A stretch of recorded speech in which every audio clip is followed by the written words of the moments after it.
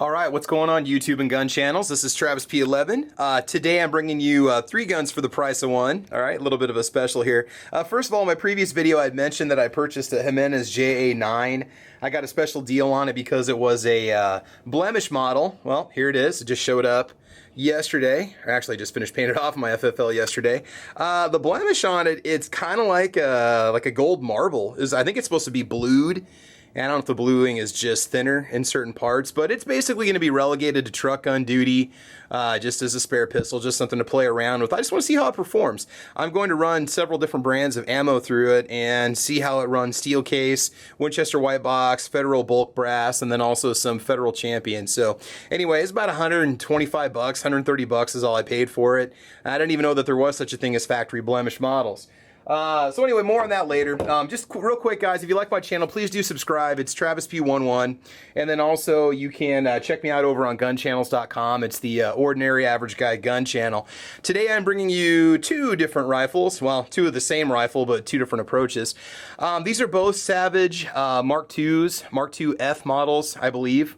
The top model, as I've mentioned in my previous videos, my wife is a lefty, and it's really hard to find off the rack, in store, left-handed anything in terms of firearms. Okay, so you know, for her shotgun, we got her just a nice over/under. This rifle actually got it in a pawn shop for 150 bucks with a wood stock and the scope included. It is, I'm going to say it's older, obviously, than the model you see down below, which I just bought at Walmart less than 2 years ago. Quality seems to be about the same. The bluing is different on the Mark II up on the top. I think it's a little bit nicer, maybe an older model. It does have a polymer trigger guard, so I know it's not, I mean, maybe they've always had a polymer trigger guard. I don't know much about Savage 22 LR rifles to tell you. What I can tell you is they both shoot great.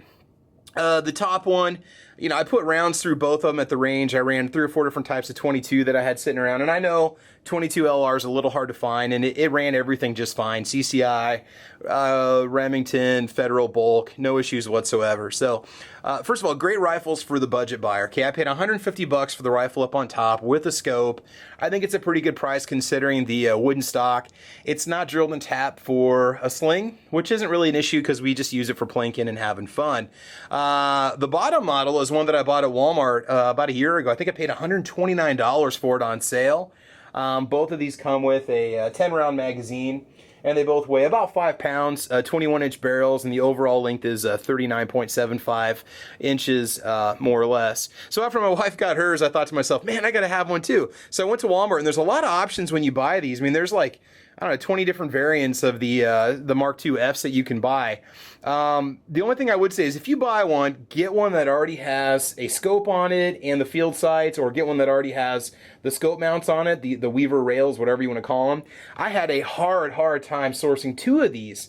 You know, I was checking Midway and I was checking Brownells, and I managed to score 2 of them on eBay, and I think I paid about $8 or $9 a piece for them. And I don't know what the deal is, but to get them to fit this particular model, it really is kind of a pain. I don't know what the deal is. I tried going through Savage Direct, and it was just going to take forever to get them. So anyway, the scope on top of this is overkill. It's a 4x16 something or another center point. The nice thing about the scope is I can pretty much just sit there and plink away and hardly even have to move. The scope is fantastic. In terms of accuracy, you know, when I took it out, I was just running different kinds of bulk ammo through it. I'm going to say, you know, 1-inch MOA. I don't really think I was grouping much more than 1 inch or 1.5 inches. I wasn't really trying. I was just kind of playing around. You know, we have all kinds of different steel targets at the range that I go to on the rimfire bay where I was shooting. I had no trouble hitting anything that was 3 or 4 inches. You know, I was shooting it around out to about 100 yards. And my first memories of an actual firearm were with single shot, non-magazine fed bolt action salvage rifles at summer camp in like the 3rd or 4th grade. And after that, I was pretty much hooked on bolt action rifles.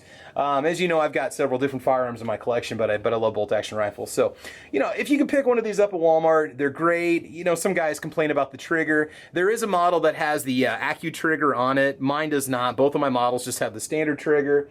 I really can't tell you what the pound break weight is on the triggers. Even Savage doesn't have that on their website. They just give you the basic stats about it. MSRP on the bottom rifle is $228 bucks, but Walmart was way less. I think Walmart, the highest was like $150, and then they had them on rollback for $128, so I had to snag it. And then the top one was $150. So, you know, they're great varmint rifles. If you can get your hands on 22 LR, it's a good ammo to have around. You can buy your big boxes of it. Now, I'm going to be honest with you guys. When it comes to 22 LR, when I go to Cabela's, they always have it on the shelves, but they don't have what I call the golden egg or the unicorn. They don't have the 550 round bulk boxes for 20 bucks or $23. Those are almost impossible for me to find. Just when I go visit my local Cabela's or Walmart, they do have the precision ammo in stock, which is a little more pricey. And you know, you're going to pay for it, but hey, at least you can get the 22 LR, right? So anytime you can get some, get some. And these are great youth rifles, training rifles. They work wonderfully if you're teaching a child or a young person to shoot for the first time. Recoil is basically non-existent. I mean, it's almost like a 10 pump pellet gun. So the Savage rifles are great. Hey, I got nothing against Marlins. I got nothing against Remingtons. I just bought these because they were cheap. I know this sounds really stupid, but the Mark IIs had the biggest barrels on them, the longest barrels on them, on the rifles that Walmart carried in the 22 LR section.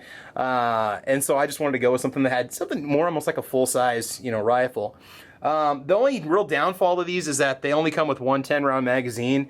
And 10-round magazines are pricey. I think I paid $17 or $18 for one. I'm sure you can get them cheaper online.